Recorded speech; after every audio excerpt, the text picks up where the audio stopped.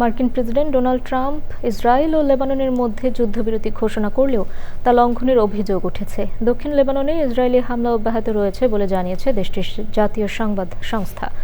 এদিকে ট্রাম্প বলছেন, ইরানের সঙ্গে যুদ্ধ শিগগিরই শেষ হবে। পাশাপাশি প্রথমবারের মতো বৃহস্পতিবার আলোচনায় বসবেন ইসরায়েল ও লেবাননের শীর্ষ নেতারা।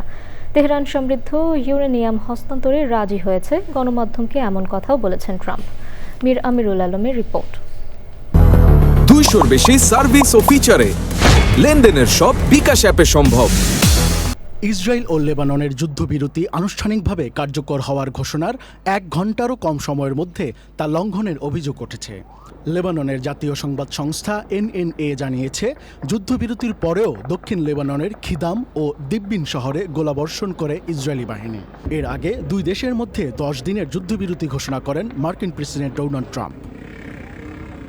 ইসরায়েলের সঙ্গে আলোচনা ছাড়াই আকস্মিকভাবে ট্রাম্প যুদ্ধবিরতি ঘোষণা করায় বিব্রত ইসরায়েলের শীর্ষ নেতৃত্ব।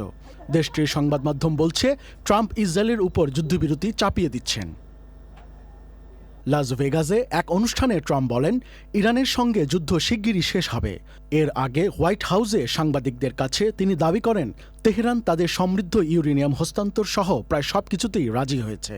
ইরানের সঙ্গে চুক্তি হলে সই করতে ও আলোচনার জন্য পাকিস্তান যেতে পারেন ট্রাম্প। মার্কিন প্রতিরক্ষামন্ত্রী পিট হেগসেথ হুঁশিয়ার করে বলেছেন, ওয়াশিংটন ও তেহরানের মধ্যে যুদ্ধবিরতি ভেঙে গেলে ইরানের বিদ্যুৎ অবকাঠামোতে হামলা চালানো হতে পারে। মীর আমিরুল আলম, চ্যানেল আই।